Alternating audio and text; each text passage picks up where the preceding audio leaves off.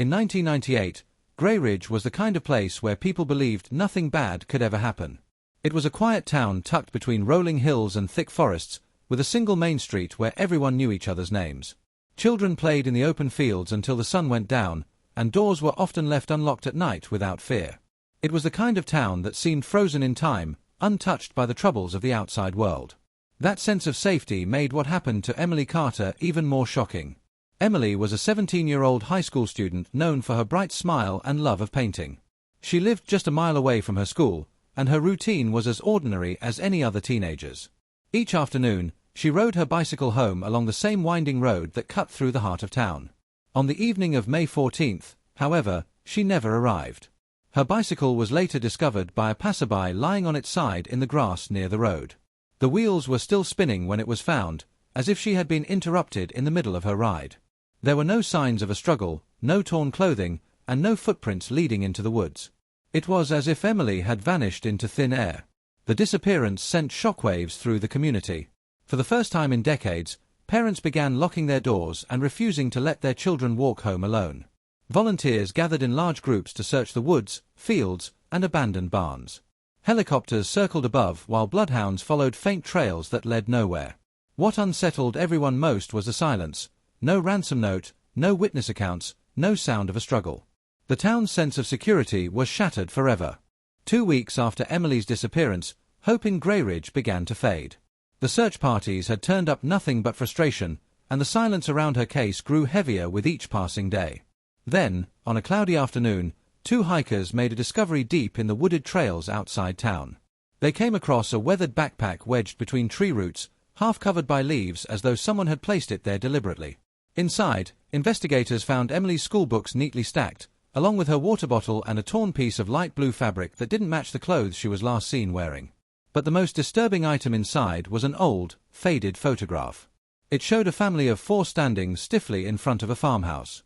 The image looked decades old, yet no one could identify the people in it. The family's expressions were blank, almost lifeless, as if they had been caught in a moment that wasn't meant to be captured. Investigators quickly ruled out the possibility that it belonged to Emily's family.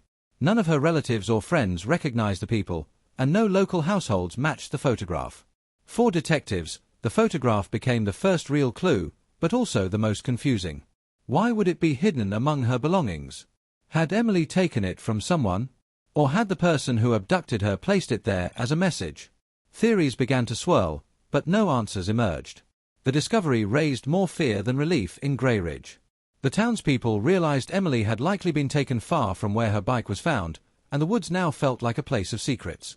Search teams scoured the area around the backpack, but there were no footprints, no discarded clothing, no evidence of who had been there. Just silence, and the haunting mystery of that photograph. Months dragged on after the discovery of the backpack, and though the investigation slowed, the unease in Grayridge never lifted. Then, during the autumn of that same year, a tip came from a group of teenagers who had dared each other to enter an abandoned farmhouse on the outskirts of town. What they found inside quickly drew the attention of the police. The house had stood empty for years, its windows broken and its roof sagging, yet the interior was strangely alive with recent markings. Every wall was covered in strange writings, phrases scrawled in black ink, dates underlined in red, and symbols that made little sense. It was as if someone had been keeping a record of events no one else understood. Among the clutter, investigators found something even more chilling. Dozens of photographs were scattered across the rooms, many of them showing people from Grayridge. Some were clearly taken without the subject's knowledge: children walking to school, families in their yards, neighbors standing on porches. Each photo seemed ordinary at first glance, yet the collection suggested an unsettling obsession with the townspeople. Among the images was a photograph of Emily Carter, taken weeks before her disappearance. Pinned to the wall near the fireplace was the same family photo that had been found in Emily's backpack. The edges of this copy were burned, as though someone had tried to destroy it but changed their mind at the last moment. The presence of that picture tied the farmhouse directly to her case. Fingerprints were lifted from nearly every surface, but none matched any known records. The property itself was traced back to an owner who had died decades earlier, leaving the house abandoned. No evidence suggested who had been living there recently. To investigators, it felt like stepping into the mind of someone who had carefully crafted a puzzle, leaving behind fragments meant to disturb rather than explain. Years slipped by, and Emily's case slowly turned into a shadow that lingered in the background of Grayridge. Families tried to move on, but the unease never disappeared. Then, in the summer of 2004, a teenager named Daniel Moore vanished in a town just 20 miles away. He was last seen leaving a convenience store late at night, his car later found parked and locked outside the edge of town. Inside the vehicle were his wallet and keys, as if he had stepped away for only a moment. No one ever saw him again. When investigators searched the area, they uncovered an abandoned storage shed hidden behind overgrown trees. Inside were markings eerily similar to those discovered in the Grayridge farmhouse years earlier, symbols etched into the wooden walls, scattered papers with phrases written in the same style of handwriting, and, most disturbingly, another copy of the mysterious family photograph. The image was identical, though weathered differently, as if it had been reprinted or preserved for years.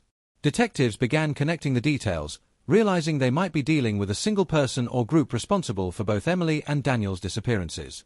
The similarities were too precise to ignore: abandoned locations, cryptic writings, and the strange photograph that kept resurfacing.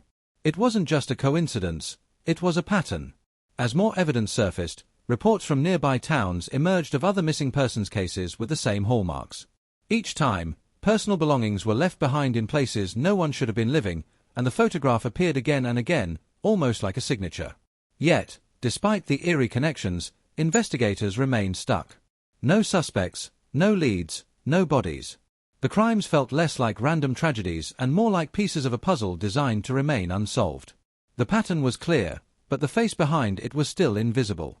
By 2012, the mystery that began with Emily Carter had stretched into more than a decade of unanswered questions. 6 disappearances across 3 different towns carried the same disturbing fingerprints: abandoned locations filled with strange writings, scattered belongings of the missing, and always the same family photograph appearing like a silent witness. Investigators had grown older, families had grown weary, and the once close communities surrounding Grayridge had begun to crumble under the weight of fear.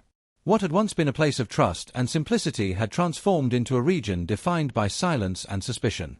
For many, the photograph became more than just a clue. It was treated almost like a curse.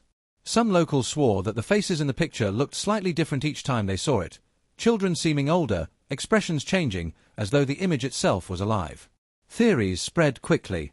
Some believed it was the work of a cult, leaving behind their mark to spread terror. Others thought it was the signature of a single person who took pleasure in taunting the living. Yet no matter how many theories were proposed, none ever led to evidence strong enough to solve the case. The years of fear had consequences. Families left their homes behind, businesses closed their doors, and Grayridge slowly became a hollow version of itself. Even today, many of its streets remain lined with empty houses, reminders of a time when parents decided their children were no longer safe. Investigators continued to reopen the files whenever new technology emerged, but the result was always the same: dead ends, untraceable evidence, and shadows that refused to reveal their source. The crimes left behind no bodies, no suspects, and no closure. Instead, they left something more chilling: an endless echo of dread. To this day, the disappearances remain unsolved, haunting anyone who dares to remember.